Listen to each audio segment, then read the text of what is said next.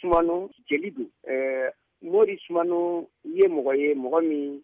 an ka jamana seko ni dɔnko a maa bɛɛ lajɛlen bɛ a dɔn ka sabu kɛ ale ye an ka seko ni dɔnko n'u b'a fɔ a ma ko an ka terroir an ka jamana yɛrɛ laadalako ale de ye mɔgɔ min tun ye o dungalen ye an ka jabaranin kan n'o ye ORTM ye. N'i y'a ka kuma mɛn dɔrɔn o kɔrɔ ye an ka laadakɔrɔw an ka fɔlikɔrɔw ani an yɛrɛ ka dɔnniya minnu bɛ yen nɔ n'i y'a tɔgɔ mɛn dɔrɔn i hakili bɛ jigin o de la. Mori Sumano ye maa ɲɛnama ye maa kunkokɛla don a taara retraite la nka o bɛɛ n'a ta ale tun kɛlen don ladiba ye maaw fɛ maa minnu ni culture ka di u ye n'o ye an ka seko ni dɔnko ye ale tun ye anw ka ladibagaw ye. Komi aw ye baara kɛ ɲɔgɔn fɛ i bɛ se ka misali d'an ma wa a ye wulikajɔ jumɛnw kɛ minnu ni olu bɛ se ka kɛ lakalefɛn ye bi denmisɛnninlakaw sifinnakaw ani mɔgɔkɔrɔbaw yɛrɛ fɛ seko ni dɔnko hukumu kɔnɔna la. A ye Mori Sumano n'i ko k'i b'a ka baarakɛtaw fɔ i bɛ bi tile bɛɛ lajɛlen k'a kan. Mori Sumano ne y'a dɔn n taalen Radio Mali la n y'a ye fɛn min ka d'ale ye n'o ye an ka laada n'an ka seko ni dɔnko ye ne gɛrɛl'a la ne tun y'a ka kalanden ye ni a tun tɛ se ka taa reportagew kɛ burusi kɔnɔna yɔrɔ minnu na a tun bɛ ne bila ka taa yen nɔ la n'a tun b'a dɔn k'a fɔ fɛn minnu bɛ yen nɔ sufɛ parce que maakɔrɔba tun don a tun bɛ ne bila ka taa o la donc a ka terroir émission ne ye caman baara kɛ o kɔnɔna na ka reportage kɛ o kɔnɔ hali Mori Sumano taalen kɔfɛ retraite la anw bɛ festival de culture traditionnelle minnu kɛ an fɛ yan nɔ ale de tun ye mɔgɔ ye mɔgɔ min bɛ wuli ka na fo radio la ka na n conseiller ale de ka hakilina dira ma walasa an bɛ se ka nin baara ninnu bɛɛ lajɛlen kɛ donc Mori Sumano tun ye an ka kalanso de di an ka bibliothèque de tun don n'an mago jɔra fɛn min na seko ni dɔnko la a tun b'o lase an ma a ka seko ni dɔnko tun tɛ fɔliw ye dɔrɔn ye hali dugutigi ka dɔgɔ maakɔrɔbaw cɛla min sigira yan'a ka taa retraite la n'ale de ma taa o sigili kɛnɛ kan ka a sigili cogoyaw bɛɛ lajɛlen ta ka na se an ma a ka émission kɛrɛlen dɔ ye terroir ye donc o ye fɛn ye min bɛ sen na halisa a kɔni miniji dɔgɔra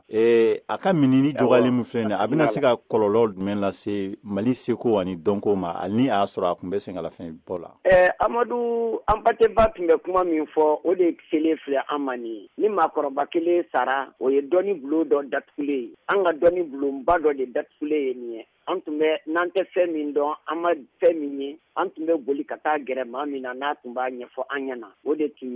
de bulon datugulen ye nin ye donc nin ye belebeleba de taalen ye i da maa min ni seko ni dɔnko ka d'a ye seko ni dɔnko a tun bɛ yaala ka mɔgɔw bila a sira kan o tuma ko belebeleba de taalen filɛ nin ye. E yɛrɛ ka jateminɛ la est-ce que labɛnw sabatira wa yan'a ka taa a ye kalan ni faamuyali mun di denmisɛnninlakaw ma walima Mali yɛrɛ ma o dɔnniya ninnu kana tunu e bolo labɛn kɛra wa. Labɛn kɛra anw t'a kɔ yan wa ne kɔni ye Mori Sumano ka kalanden de ye ORTM na fo ka n'a bila a taalen retraite la n'a tun ye don min sɔrɔ a bɛ na ne fɛ yen an bɛ baro kɛ ni ye don min sɔrɔ n b'a wele téléphone na ni n bɛ fɛ ka hakilina minnu ta o hakilinaw a bɛ n dɛmɛ ka o sinsin ɲɛ k'o dilan ka ɲɛ. Mori Sumano ni n ko n bɛna fɛn f'i ɲɛna an tɛ se ka tiɲɛ na a ka ca nin ye wo belebeleba de jamana kɔnɔ nka a ka kalanden ka ca yan a ka kalanden caman bɛ yan nɔ Seni Jara ninnu b'o la fo ka taa se anw ma fo ka taa se Jalakɔrɔ Umaru ma ninnu bɛɛ la a ka kalanden caman de bɛ yan nɔ barisa a sɔnna min b'a kun n'a kan cɛ k'a di an ma hali n'an y'a wele k'a fɔ k'an bɛ taa nin yɔrɔ in na a bɛ s'i sigi k'a lajɛ k'a ɲɛfɔ an ɲɛna an kɔni nin ye dingɛba de sennen ye nka